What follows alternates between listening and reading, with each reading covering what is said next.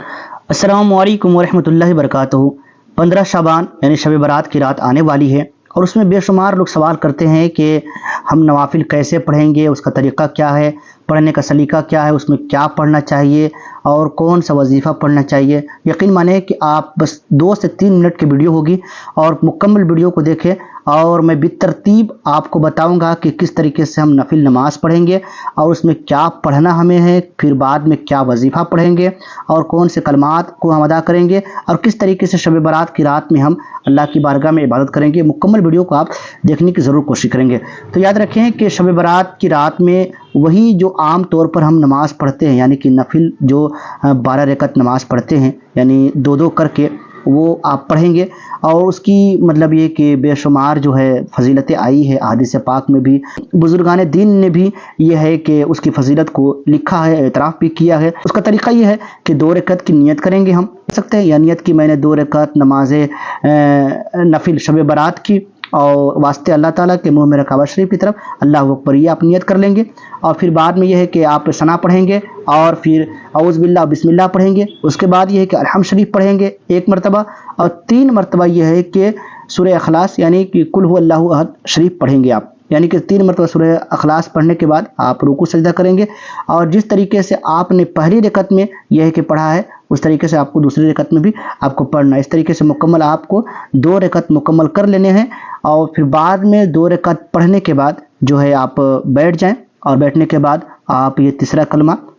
مکمل پڑھنا چاہے تو پڑھیے، ورنہ اللہ اکبر پڑھیے، سبحان اللہ والحمد للہ ولا الہ الا اللہ واللہ اکبر، یہاں تک بھی پڑھ سکتے ہیں، اور پھر استغفار کریں، یعنی کہ 100 مرتبہ استغفار کریں، اور پھر یہ ہے کہ 100 مرتبہ درود شریف پڑھیں، اور یہ 3 جو ہے تسبیحات آپ کرنے کی کوشش کریں، یعنی کہ جو 3 تسبیحات ہے، استغفار بھی پڑھیں اور درود شریف بھی پڑھیں، اور یہ ہے کہ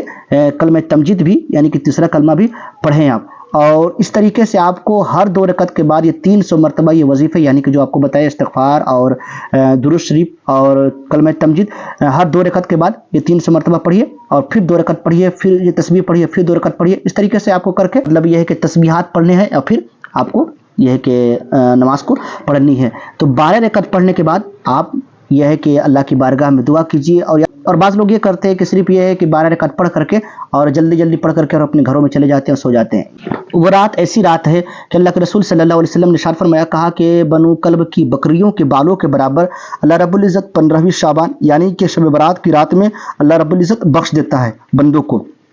بنو کلب کی بکریاں یعنی کہ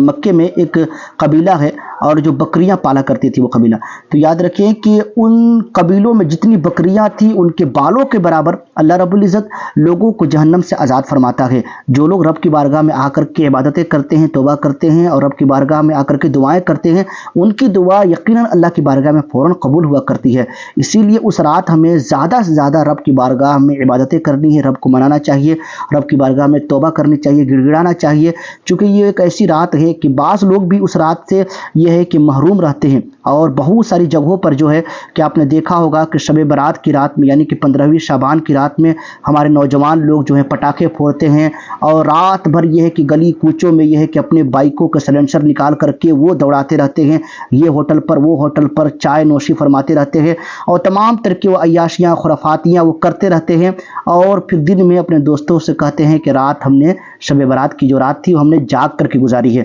بھائی یہ جاگنا نہیں ہوا، یہ تو عیاشیاں ہو گئی نا، یہ خرافاتیاں ہو گئی۔ جاگنا اسے کہتے ہیں جو رب کی بارگاہ میں آپ نے عبادت کر کے گزاری ہے، اسے جاگنا کہتے ہیں۔ یوں تو ہر دن آپ جاگتے ہیں، چاہے موبائل کے ذریعے ہو یا مووی کے ذریعے دیکھ کر کے اپنی رات کو گزارتے ہیں، تو کیا مطلب آپ کے نامہ عمل میں نیکیاں لکھی جائیں گی؟ ہرگز نہیں۔ تو یقین مانیں کہ اگر شب برات کی رات آپ کو اللہ رب العزت نے یہ موقع دیا ہے، تو ان راتوں کو عیاشیوں میں نہیں، ان راتوں کو خرافاتیوں میں نہیں، ان راتوں کو یوں ہوٹلوں پر